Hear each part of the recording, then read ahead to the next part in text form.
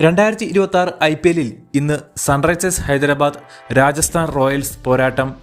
എലിമിനേറ്ററിൽ 4ാം സ്ഥാനക്കാരായാണ് Rajasthan Royals play ഓഫിലേക്ക് കടന്നത്.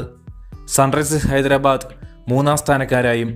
അതുകൊണ്ട് തന്നെ ഇന്ന് ജയിക്കുന്ന ടീമിന് ക്വാളിഫയർ 2-ൽ ഗുജറാത്ത് ടൈറ്റൻസിനെ നേരിടേണ്ടി വരും. അവിടെയും ജയിച്ചാൽ മാത്രമാണ് ഫൈനലിൽ RCBയുമായി ഏറ്റുമുട്ടുക. രാജസ്ഥാൻ റോയൽസും സൺറൈസേഴ്സ് ഹൈദരാബാദും നിലവിൽ ഓരോ തവണ IPLൽ കിരീടം ചൂടിയവരാണ്. സൺറൈസേഴ്സ് ഹൈദരാബാദ് 2016ലും രാജസ്ഥാൻ റോയൽസ് IPLൻ്റെ പ്രഥമ സീസണായ 2008ലും. ശേഷം IPL കിരീടം നേടുവാൻ ഇരു ടീമുകൾക്കും സാധിച്ചിട്ടില്ല. അതുകൊണ്ട് തന്നെ രണ്ടും കൽപ്പിച്ചാണ് ഇരു ടീമുകളും കളത്തിലിറങ്ങുന്നത്. രണ്ട് ടീമുകളുടെയും ശക്തി ദുർബലങ്ങൾ പരിശോധിച്ചാൽ ഏകദേശം തുല്യരാണ് എന്ന് പറയാൻ കഴിയുമോ?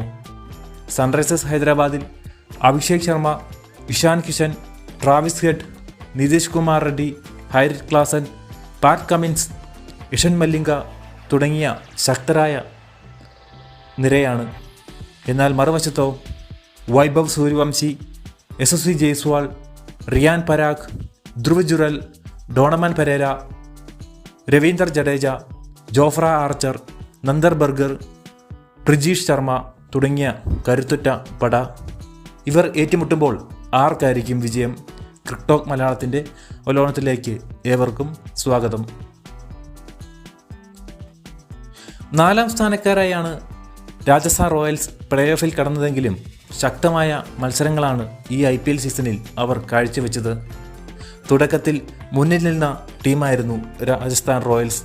എന്നാൽ അവസാന പകുതിയിലേക്ക് വരുമ്പോൾ അവരുടെ പെർഫോമൻസ് അല്ലെങ്കിൽ പ്രകടനം അല്പം താഴ്ന്നുപോയി. എങ്കിലും പ്ലേ ഓഫിൽ കുറഞ്ഞതൊന്നും അവരുടെ ലക്ഷ്യമായിരുന്നില്ല.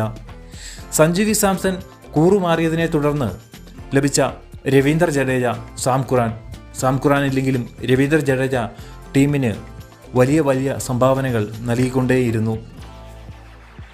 സൺറൈസേഴ്സ് ഹൈദരാബാദ് ആവട്ടെ ആദ്യ പകുതിയിൽ നയിച്ചത് ഇഷാൻ കിഷൻ.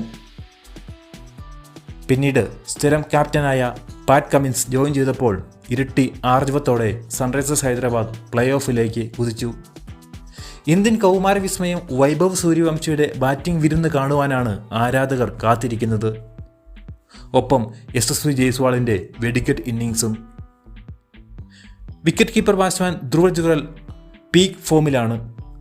ക്യാപ്റ്റൻ റിയാൻ പരാഗും അങ്ങനെ തന്നെ. ബോളിംഗിൽ കുന്തമുനയാകുന്നത് ഇംഗ്ലീഷ് ഫാസ്റ്റ് ബോളർ ജോഫ്ര ആർച്ചറാണ്. നന്ദർ ബർഗറും ബ്രിജേഷ് ശർമ്മയും കട്ടയ്ക്ക് കൂടെയുണ്ട്. ഡോണമൻ പെരേരയുടെ ഫിനിഷിങ്ങും രവീന്ദർ ജഡേജയുടെ ഓൾറൗണ്ടർ മികവ് കൂടിയാകുമ്പോൾ രാജസ്ഥാൻ ആരെയും വിറപ്പിക്കുന്ന ഒരു സൈഡായി മാറും. മറുവശത്തും അങ്ങനെ തന്നെ. സൺറൈസേഴ്സ് ഹൈദരാബാദിൻ്റെ ഏറ്റവും കരുത്ത് അഭിഷേക് ശർമ്മയും ഇഷാൻ കിഷനും തുടക്കമിടുന്ന ബാറ്റിംഗ് തന്നെയാണ്. കൂടുതൽ റൺസ് നേടിയ ബാറ്റ്സ്മാൻമാരുടെ പട്ടികയിൽ ഇവർ രണ്ടും ടോപ്പ് 10ൽ തന്നെയുണ്ട്. ട്രാവിസ് ഹെഡും ഫോമിലേക്ക് ഉയർന്നതുകൂടി ബാറ്റിങ്ങിൽ സൺറൈസേഴ്സ് ഹൈദരാബാദ് ആർക്കും തടുക്കാനാവാത്ത ടീമായി. 4ാം നമ്പറിൽ വന്ന് ടോപ്പ് 10 ബാറ്റ്സ്മാൻമാരുടെ ഇടയിൽ സ്ഥാനം പിടിക്കുന്ന ഹൈറിച്ച് ക്ലാസൻ്റെ ഫോമാണ് ഏറ്റവും നിർണായകം. നിതീഷ് കുമാർ റെഡ്ഡിയുടെ ഓൾറൗണ്ടർ മികവും സൺറൈസേഴ്സ് ഹൈദരാബാദിന് കരുത്ത് പകരുന്നു. പാറ്റ് കമിൻസും ഇഷാൻ മല്ലിംഗയും നൽകുന്ന ബോളിംഗ് ഡിപ്പാർട്ട്മെൻറ്റ് വളരെ ശക്തരാണ്. ആരെയും എറിഞ്ഞിടാൻ കരുത്തുള്ളവർ. അതുകൊണ്ട് തന്നെ ഇന്നത്തെ മത്സരത്തിൽ തീ പാറുമെന്ന് ഉറപ്പ്. ഇത് ക്രിക്കറ്റാണ് സാർ, എന്തും സംഭവിക്കാം. ആർക്കാണ് മുൻതൂക്കം? ആരാണ് ക്വാളിഫയർ 2-ൽ ഗുജറാത്ത് ടൈറ്റൻസിനെ നേരിടുവാൻ യോഗ്യത നേടുന്നത്? ഇന്ന് തോക്കുന്ന ടീം എലിമിനേറ്ററിൽ പുറത്താവും. എന്നാൽ ജയിക്കുന്ന ടീമിന് ക്വാളിഫയർ 2-ലേക്ക് മുന്നേറാം. ഒരു കടമ്പ കൂടി കടന്നാൽ ഫൈനലിൽ RCBയെ നേരിടാം. സൺറൈസേഴ്സ് ഹൈദരാബാദ് ആവട്ടെ അവസാന ലീഗ് മത്സരത്തിൽ നിലവിലെ ചാമ്പ്യന്മാരായ, നിലവിലെ ഫൈനലിസ്റ്റുകളായ റോയൽ ചലഞ്ചേഴ്സ് ബാംഗ്ലൂരിനെ പരാജയപ്പെടുത്തിയാണ് പ്ലേ ഓഫ് ഉറപ്പിച്ചത്. എങ്കിലും ഫൈനലിലേക്ക് വരുമ്പോൾ RCBയെയും ക്വാളിഫയർ 2-ൽ ഗുജറാത്ത് ടൈറ്റൻസിനെയും നേരിടുക എളുപ്പമാണോ?